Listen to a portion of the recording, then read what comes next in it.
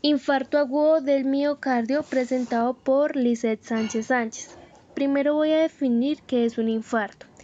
Entonces, el infarto es la interrupción anormal de la sangre hacia el corazón y esto provoca la muerte de las células de un órgano. También puede afectar a todo el músculo cardíaco y esto es llamado como necrosis.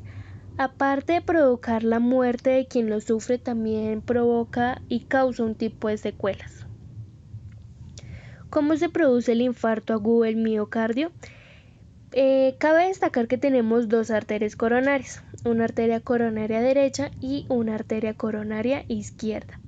Una de estas arterias se estrecha y esto impide el paso de sangre oxigenada. Entonces el miocardio, al no recibir oxígeno, es obvio de que él no puede producir energía para moverse.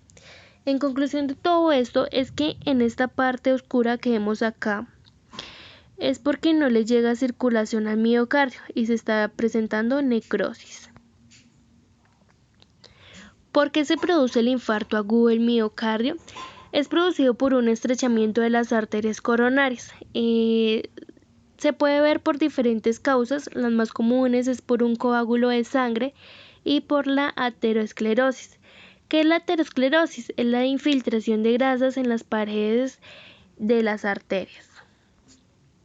Tenemos dos tipos de infartos agudos del miocardio, un infarto transmural y un infarto subendocárdico. Entonces aquí podemos ver que en el infarto transmural afecta todo el grosor de la pared ventricular y en el infarto subendocárdico solo afecta el tercio interno de la pared ventricular. ¿Por qué se da el infarto transmural? Es por una aterosclerosis coronaria grave o por una rotura de placas. Y en el infarto subendocárdico es por un aumento de demanda cardíaca.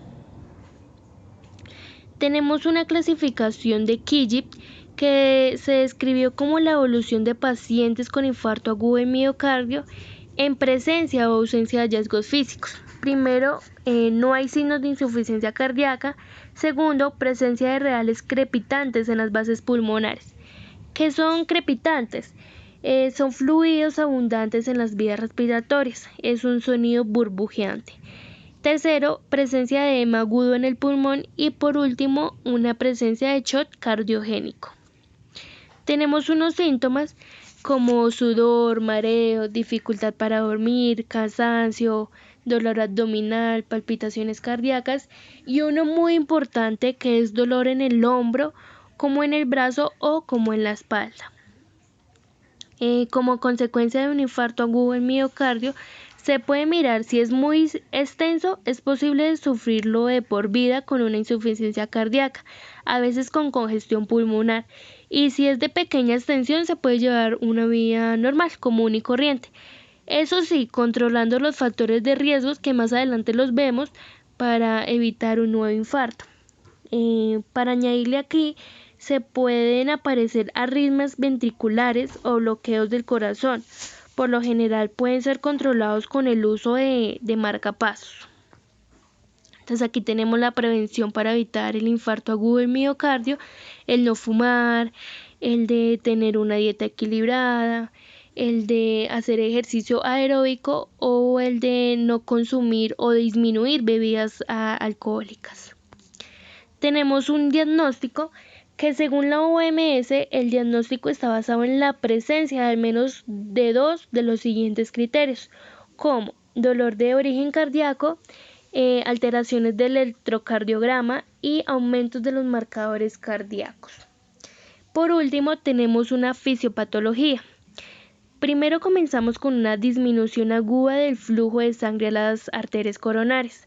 Después tenemos una activación de los factores 7 y 10. De ahí tenemos una conversión de protomina en trombomina. De ahí tenemos una agregación plaquetaria que tiene una vasoconstricción, una activación plaquetaria y una resistencia a fibrinólisis. De ahí tenemos un cambio de conformación en el receptor glucoproteína. De ahí se activan las plaquetas, colágena, el ADP, la adrenalina y la serotonina. De ahí tenemos un depósito de plaquetas en el sitio de la placa rota Y por último tenemos una ruptura de la superficie de la placa aterosclerótica. Entonces, después de eso tenemos una agregación de lípidos, unas células inflamatorias y unos radicales libres. De ahí se activa el proceso de coagulación, se adhiere y agrega las plaquetas y se forma el trombo oclusivo. Después del trombo oclusivo se produce una isquemia y de la isquemia ahí se produce la necrosis, que la necrosis es por disminución del volumen de eyección, por una alteración del ritmo cardíaco y por una disminución de contractilidad cardíaca.